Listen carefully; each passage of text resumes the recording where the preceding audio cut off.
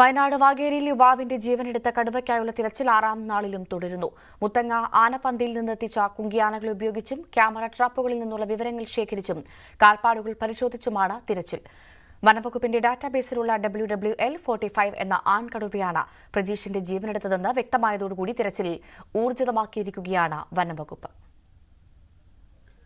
വാഗേരിയിൽ യുവ കർഷകന്റെ ജീവനെടുത്ത കടുവയെ കണ്ടെത്തുന്നതിനു വേണ്ടി ഊർജിത നീക്കമാണ് നിലവിൽ വനംവകുപ്പിന്റെ ഭാഗത്തു നിന്നും ഉണ്ടായിരിക്കുന്നത്. നിലവിൽ ഈ മേഖലയിലാണ് ഇപ്പോൾ പരിശോധന പുരോഗമിക്കുന്നത്. രാവിലെ തന്നെ ഈ ദൗത്യ സംഘം വിവിധയിടങ്ങളിലായിട്ടാണ് പരിശോധന നടത്തുന്നത്. പ്രധാനമായും ഈ പ്രജീഷ് കൊല്ലപ്പെട്ട ഈ തോട്ടം മേഖലയിലാണ് ഇപ്പോൾ നിലവിൽ കുങ്കിയാനകളെ ഉപയോഗിച്ചുകൊണ്ട് തിരച്ചിൽ പുരോഗമിക്കുന്നത്. മുത്തങ്ങ ആനപ്പന്തിയിൽ നിന്നും 2 കുങ്കിയാനകളെയാണ് ഇതിനായി കൊണ്ടുവന്നിട്ടുള്ളത്. അരുൺ സക്രിയുടെ നേതൃത്വത്തിലുള്ള സംഘവും നിലവിൽ ഈ പ്രദേശത്ത് തന്നെ പരിശോധന പുരോഗമിക്കുന്നുണ്ട്. ഈ കടുവ വനത്തിലേക്ക് കയറിയോ എന്നുള്ള സംശയവും നിലനിൽക്കുന്ന ഒരു സാഹചര്യമുണ്ട്. അതുകൊണ്ട് തന്നെ ഈ അരുൺ സക്രിയുടെ നേതൃത്വത്തിലുള്ള സംഘം നിലവിൽ ഈ ഭാഗത്തുള്ള വനത്തോട് ചേർന്നിട്ടുള്ള ഭാഗത്തും പരിശോധന നടത്തുന്നുണ്ട്.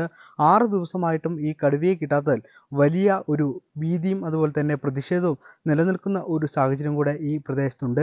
പ്രധാനമായും ഈ മേഖലയിൽ നിരോധനാജ്ഞയും നീട്ടിയിട്ടുണ്ടായിരുന്നു. ജനങ്ങളോട് എല്ലാം തന്നെ സുരക്ഷിതമായ സ്ഥാനങ്ങളിലേക്ക് മാറിപ്പോകുന്നതിനുമുള്ള ഒരു നിർദ്ദേശം നൽകിയിരുന്നു. ഈ കടുവയെ തീർച്ചയായും ഇന്ന് തന്നെ കിട്ടുമെന്നുള്ള നിലവിലുള്ള ഒരു ആത്മവിശ്വാസത്തിലാണ് ഇപ്പോൾ വനംവകുപ്പുള്ളത്. ഈ പ്രദേശത്ത് ഏകദേശം 25 ക്യാമറകളും 3 കൂടുകളുമാണ് സ്ഥാപിച്ചിട്ടുള്ളത്. ഇന്നലെ ഇരുട്ട് വീണതോടുകൂടെ ഈ തിരച്ചിൽ അവസാനിപ്പിച്ചെങ്കിലും രാത്രിയിലും പെട്രോളിങ്ങുമായും ഡ്രോൺ പരിശോധനയും നടത്തിയിരുന്നു. ഇന്ന് രാവിലെയും ഇതേ തരത്തിൽ ഡ്രോൺ പരിശോധനയാണ് പ്രധാനമായും ഈ വനംവകുപ്പിന്റെ ഭാഗത്തു നിന്നും ഉണ്ടായിരിക്കുന്നത്. ഉന്നതതല ഉദ്യോഗസ്ഥരടക്കം ഈ പ്രദേശത്ത് ക്യാമ്പ് ചെയ്തുകൊണ്ടാണ് നിലവിൽ ഈ കടുവയെ പിടിക്കുന്നതിനുള്ള ഒരു നടപടി ഉണ്ടായിട്ടുള്ളത്. 6ാം ദിവസവും കടുവയെ കിട്ടാത്തതിൽ വലിയ ഒരു ജനരോഷം നിലനിൽക്കുന്ന ഒരു സാഹചര്യമുണ്ട്. അപ്പോഴും ഇതൊന്നും കാര്യമാക്കാതെ ഈ കടുവയെ പിടികൂടാനുള്ള ഒരു ഊർജിതമായിട്ടുള്ള ശ്രമമാണ് നിലവിൽ ഈ പ്രദേശത്ത് നടക്കുന്നത്.